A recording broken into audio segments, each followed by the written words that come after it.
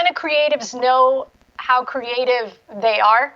Because, when we talk about what Atlanta lacks, like, do they really know that their creativity is a gold mine that could be the next Will Packer, that could be the next Tyler Perry?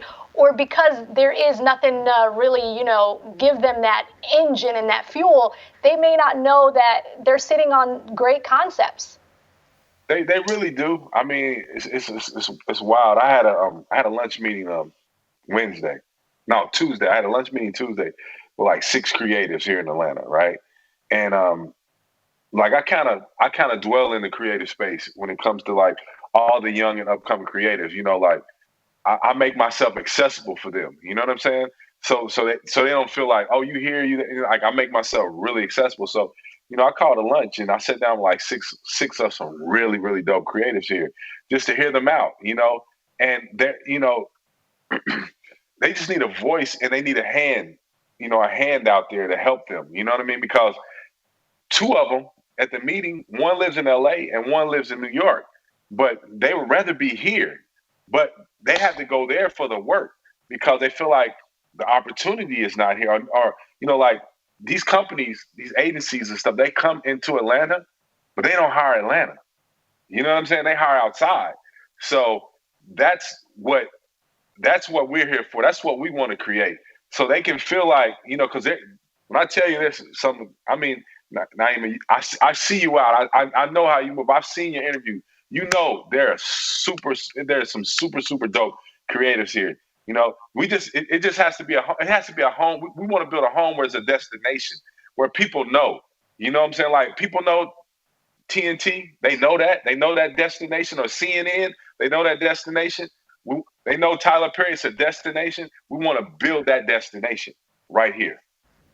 Mm-hmm. And one of my good friends, Jay Bailey, he is the CEO of the Russell Center of Innovation and Entrepreneurship in the West Side. Something he said that was profound that stuck with me is the only difference between Bankhead and Buckhead is access, opportunity, and resources, right? Tell us about, Chris, if you can delve into that, access, opportunity, resources. What that really is doing is it's building a bridge, right? It absolutely is. I think that the what we have to be able to do here is give the finance people, the money people, the creature comfort behind this brand. If we get that done, and we only have to do it one time, if we can prove the case study once and prove it on the scale basis, very similar. And I hate to keep going back to the music space, but it's just a phenomenal case study. If we can prove it on that scale one time, if we can take one of those young creatives that Coach spoke of and hold him or her to a standard, and hold him or her to a standard of deliverables as far as their story, as far as their execution, all the way up to the point of deliverables. Once we prove that here, then it'll move the way we need it to move. That goes beyond question, because at that point the economics will kick in, the greed will kick in, the understanding of this is the media space is Georgia's largest commodity.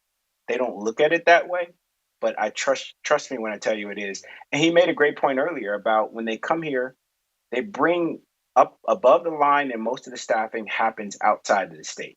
I think this is a very unique opportunity that if we get this right, that we can build, bred, and breed from right here. So many of the different educational systems here, whether it's SCAD, whether it's the HBCUs, whether it's Georgia State, whether it's Kennesaw, they all are trying to figure out and have sourcing to feed this industry, but we have to be able to do it in a way that makes a difference. Absolutely. And a lot of creatives in Atlanta that I encounter are not traditionally trained. A lot of them didn't finish college. A lot of them are self-taught. And I call it the Zaytoven-Beethoven effect, right? In order to be Zaytoven, you have to study Beethoven. You have to be classically trained in order to know which rules to break. For me, I'm classically trained. When I look at an audio timeline, I can edit sequences, wide, medium, tight, rack focus, pan, tilt. It's like I can look at a timeline and look at it as a creative, space.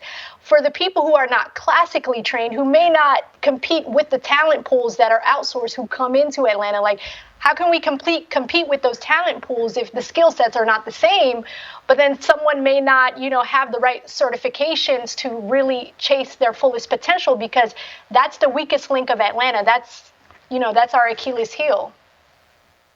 Coach? I mean, shit. I'm not classically trained. I didn't go to school for this. It's gut and heart. You know what I mean? And when I find talent, most of the talent that I sign, they're not.